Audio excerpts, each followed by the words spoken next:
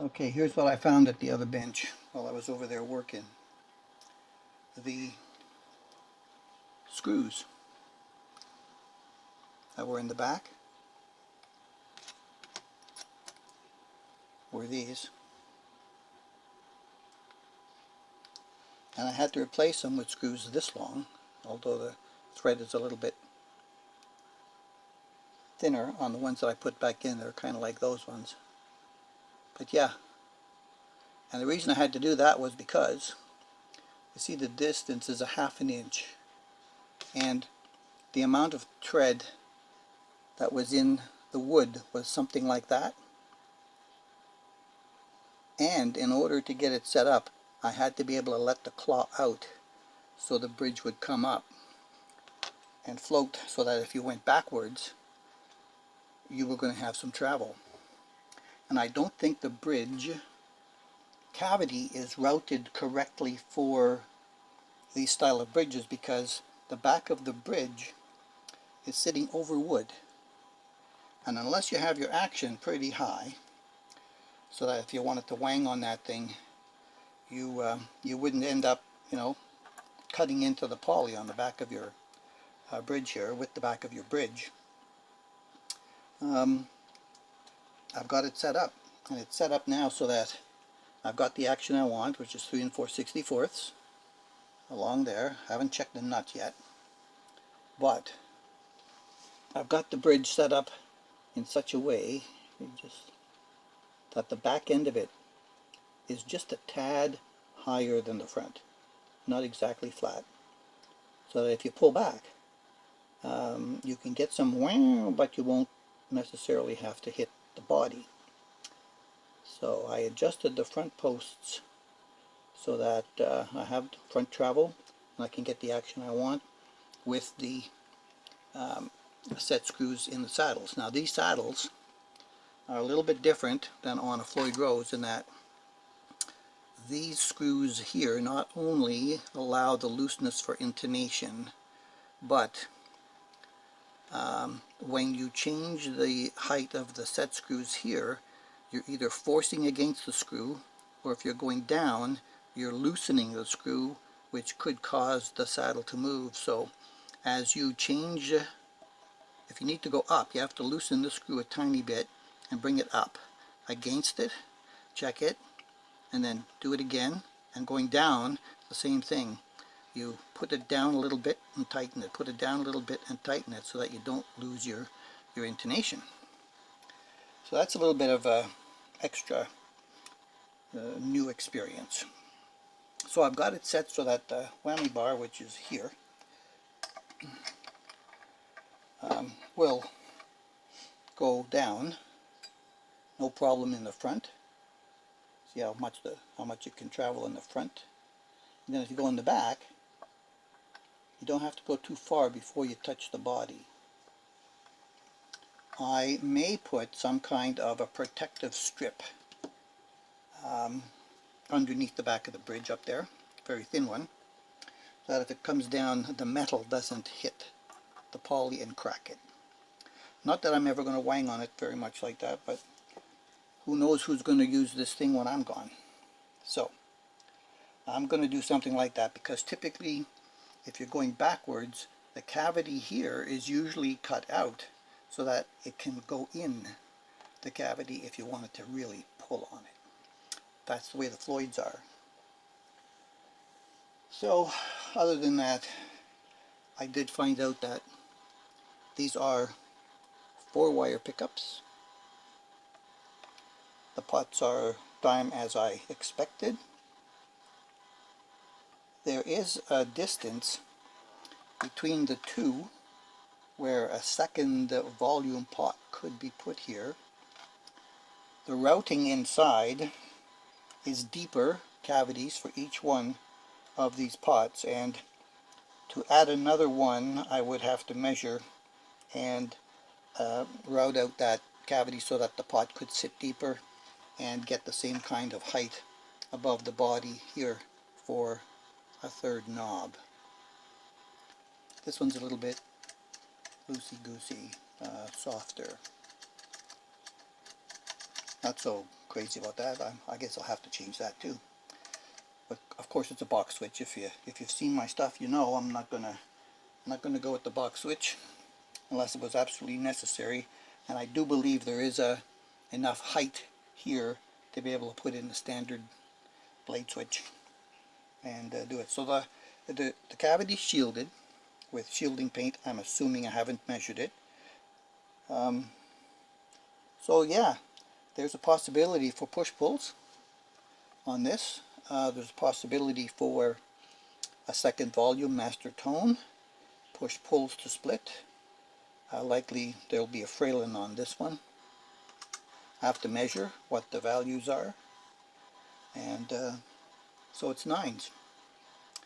So now that I've got the set screws set where I need them, so take the strings off. All I need to do is do it. That will release the tension on the springs.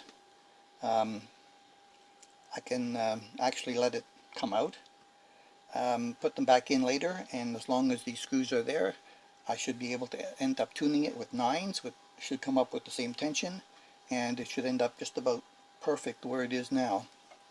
I have not rechecked the intonation here, which I now need to do, and also I need to go and check the height of the strings at the first fret. I think the treble ones all need a touch. I feel the other ones are really good, but the 3 trebles probably need a little bit of a deepness, maybe just a little bit of cleaning out and rounding out of the bottom. I'll see. It doesn't feel like it needs to go much, but I can feel that, yes, it does need it. The other ones feel much better. So the nut is a little bit cruddy on this side. It is a bone nut, I'm sure of it, because the sides, I can see where there's grinding marks where somebody kind of sanded it off to make it even with the end of the fretboard. Even on this side, it's just off a little bit there. But yeah, I can see where the grinding marks is, and you can't see that when it's on plastics, and plastics don't feel hard like that. There's a totally different feel to them when you nail them like that. So overall, it's pretty good. Yes, beautiful, beautiful guitar, and we can make it just a little bit better, I think. The tuners are definitely going to have to go. The high E one, whew, it has got like a half a turn of slop in it, and it gets to the point where it is not meshing well, and it goes until you get past it, and then it starts to turn again. Yeah, not good. Not happy about those tuners. Now this guitar, I didn't mention it earlier. This guitar I paid $390 for it, full price here in Canada, plus 13% tax. So it's like a $440 guitar, which is a bit higher than the other budgets around the $200 mark. For the neck through beauty like that, I was willing to pay the extra. The curve at the neck here is like absolutely wonderful. I mean, that is just like perfect. It just feels like it was made for my hand.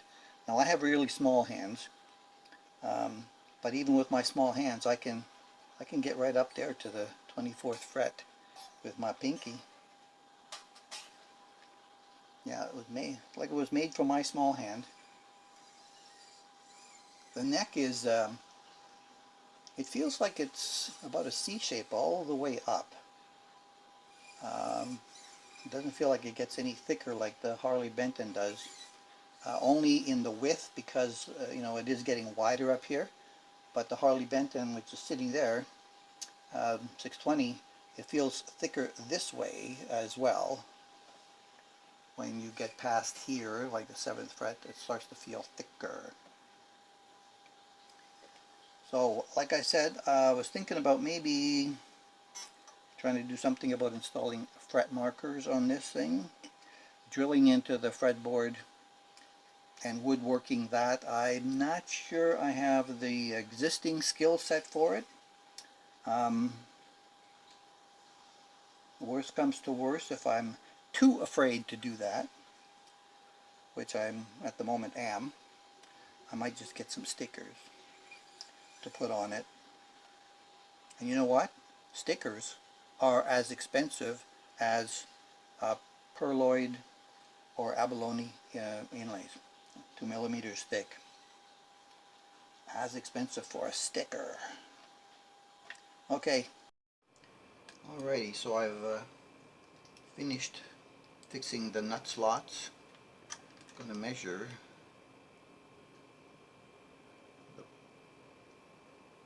the 1388K on the bridge.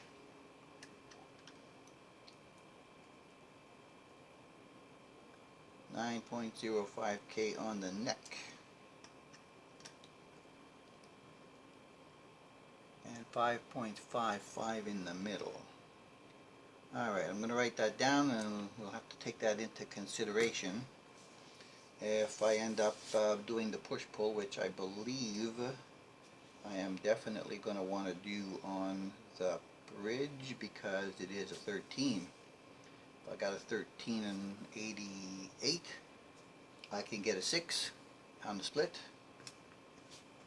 Alright, so I've done a readjustment again today of the height of the front to get my action just even more perfect than I did in the first part of this. I think I'm ready to sit down with, now that I've got the values, 1388, 905, and 555 in the middle, I can sit down and start thinking about what I think I can do electrically. I wish they had routed that flat down there. That would have been quite nice. I've got about 1/8 of an inch lip in there that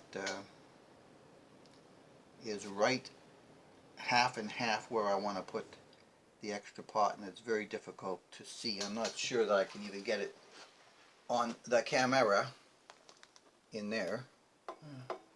Yeah, there it is. There's that lip, and it's right between the two pots, about 1/8 of an inch thick. That would need to be taken out. I've sat down and started looking at combinations of what I could do with this guitar to get rid of this 3-position box switch on this thing, and I thought, well, so I took a look at what I could do with a standard 4-way Telecaster switch on this thing. And basically this section here is what you would normally get with a standard 4-way. You'd get bridge, humbucker, or single, whatever it would be. Position 2 is the same as a 3-position switch. You get both coils or both pickups. In the 3rd position you'll get them all on in series. And then when you go to the 4th position, it's like the 3rd position or 3rd position. It's neck only, whether it's double or single. So with a push-pull switch on the bridge, when you're in that position, you can take out the south coil. When you're in position 2, now you have 3 coils on and the south coil is still missing. And in series you get the same thing, except that all these two are in series, the humbucker and the single coil. Alright, and then if you turn that one off and you go to the neck only, well, it does the same thing. When you go to position 2, it'll take out the south coil on the neck and the bridge will not be touched. So it reverses this. You get 1 single and 2, and these are all in parallel. All the blue are parallel, only the reds are in series. And then if you go to position 3, you end up taking out neck only. I think I made a mistake here. This should be red. 1 single red, 2 double red. I'm going to fix that. And then if you go to position 4, nothing changes here. Oh, it does. You take out the south coil again, so now you end up with single coil only in position 4. And then if you have them both up at the same time, it only really makes a difference for position 2, which is then where you get outer 2 north coils on in parallel between the 2 pickups. So that's the way that goes.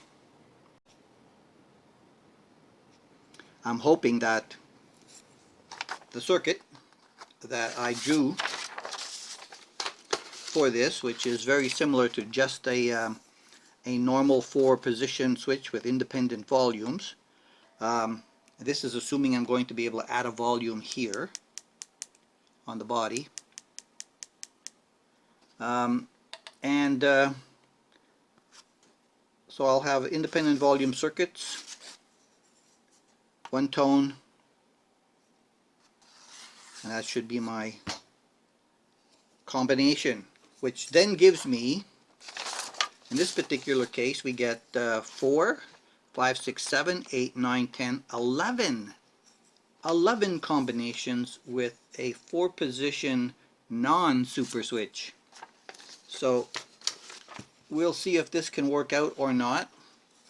I have to find out if I can actually, I think I can, with my Dremel device that I have, route out the back of this thing as I showed you before and flatten it out.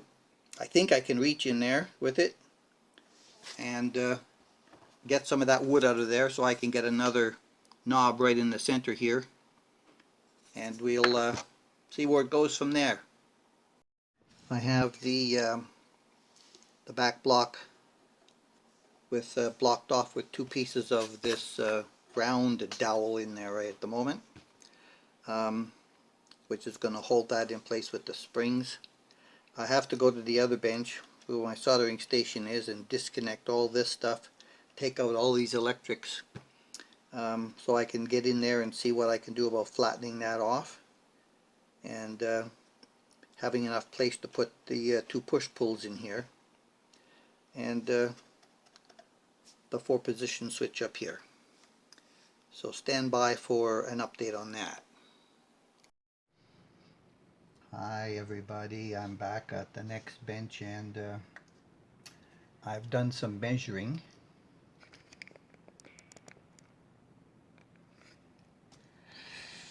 The distance between the 2 holes, the midpoint across here, and looking on the inside, the midpoint crosses really close here to the edge of there, which is, I think it's right up on top of that. And a pot won't fit right up on top of that. The center has to be somewhat this side of the line, which I've kind of actually drawn in with my X-Acto knife here. It won't fit if I do that, so it's going to have to be offset a tiny little bit, or I have to shave off a pile of the stuff along here. I'm going to try the offset a tiny little bit if I can avoid a lot of shaving and wood stuff. And by putting the center hole right about there, if I use this little socket and center it over the hole, it's about the same size as these knobs.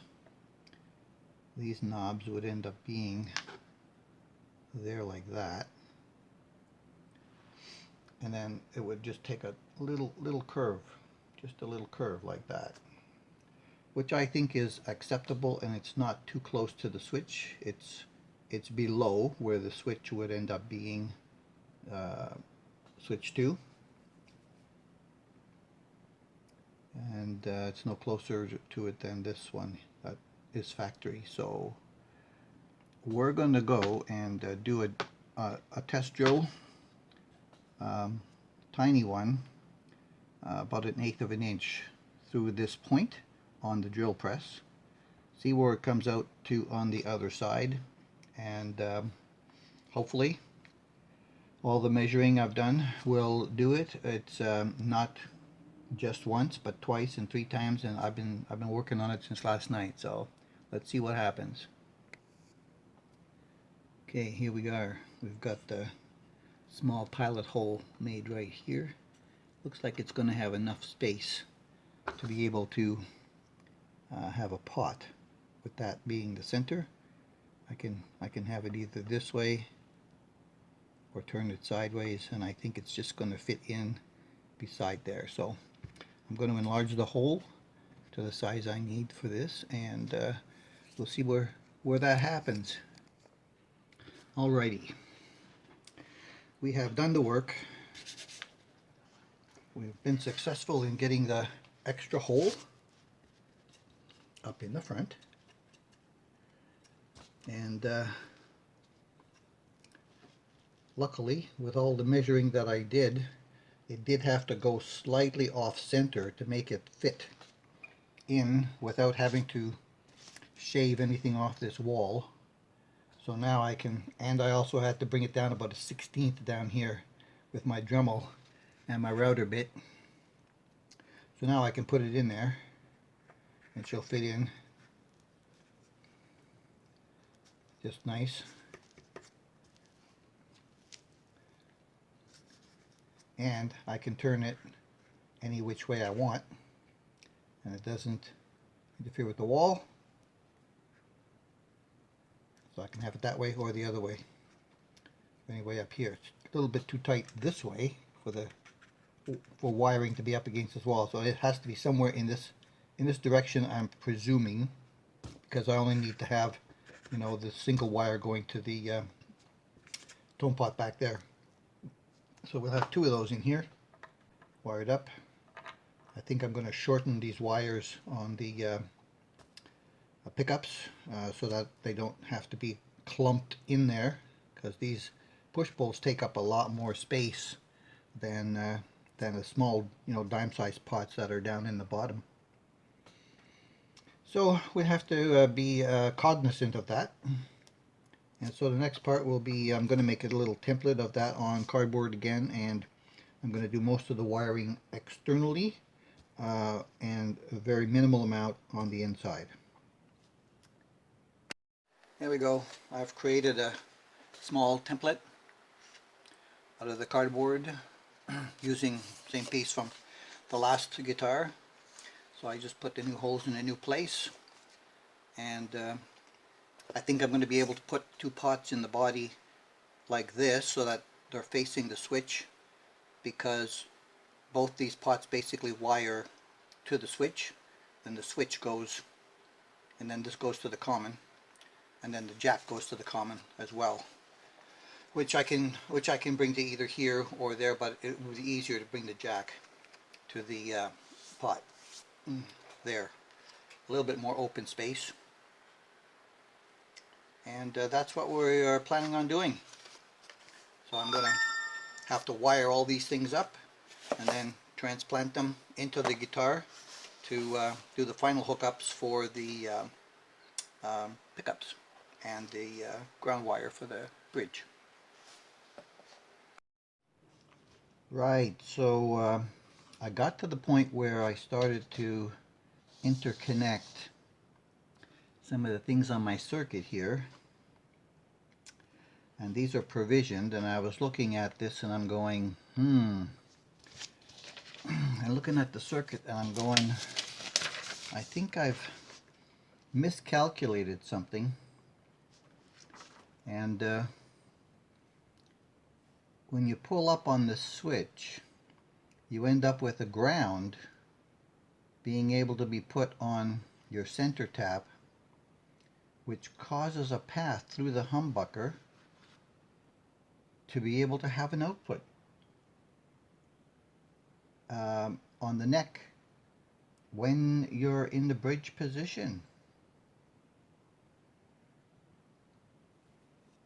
So this is not going to work.